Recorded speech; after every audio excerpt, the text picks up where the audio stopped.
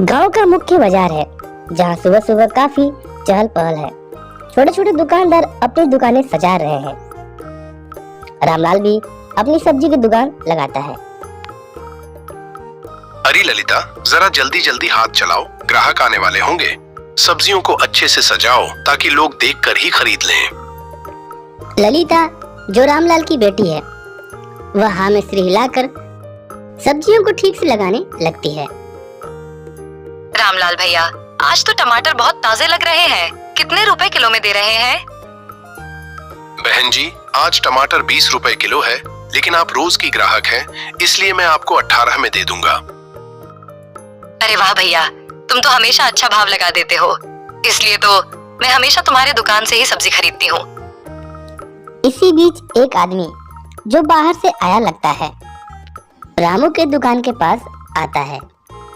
वह चालाक और घाक किस्म का आदमी है। नाम है गोपाल। वह सब्जियों को ध्यान से देखता है। भाई साहब, आपकी सब्जियां तो बहुत ताजे लग रही है। क्या आपको माल सस्ते में मिलता है? नहीं भाई, मैं तो खुद सुबह सुबह मंडी जाता हूँ और ताजे माल ही खरीदता हूँ। मेरे लिए ईमानदारी ही सबसे बड़ी चीज है। ईमानदारी? भाई, ये जमाना चतुर लोगों का है। खैर, मुझे 2 किलो आलू और 1 किलो भिंडी दे दो। रामलाल सब्जियों को तौलकर दे देता है और गोपाल पैसे देकर चला जाता है। रात का समय है। गोपाल अपने घर पर बैठकर कुछ सोच रहा है। गोपाल अपने आप से बात करते हुए कहता है, ये रामलाल बहुत ईमानदार बनने की कोशिश करता है।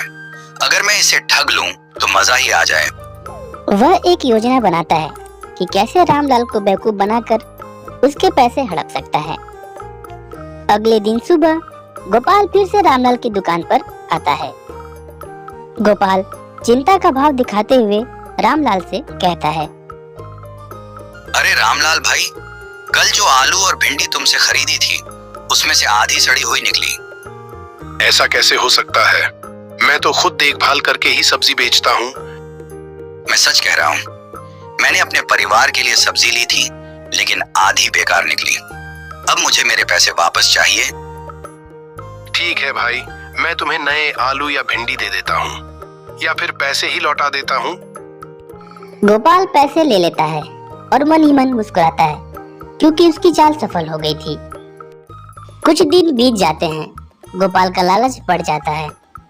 अब वह एक और चाल सोचता है। रामलाल सीधा साधा आदमी है, अब इसे और बड़ा चूना लगाना होगा। अगले दिन वह फिर से दुकान पर जाता है। रामलाल भाई, तुम्हारी दुकान की सब्जियां तो अच्छी लगती है, लेकिन कल मैंने जो पालक लिया था उसमें मिट्टी भरी पड़ी थी। अब बताओ, ऐसे कोई ग्राहक टिकेगा क्या?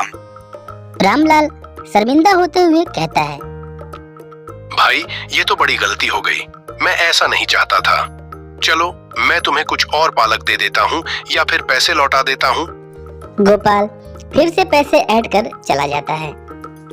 गांव का एक और दुकानदार श्यामू, जो यह सब देख रहा होता है, उसे शक हो जाता है।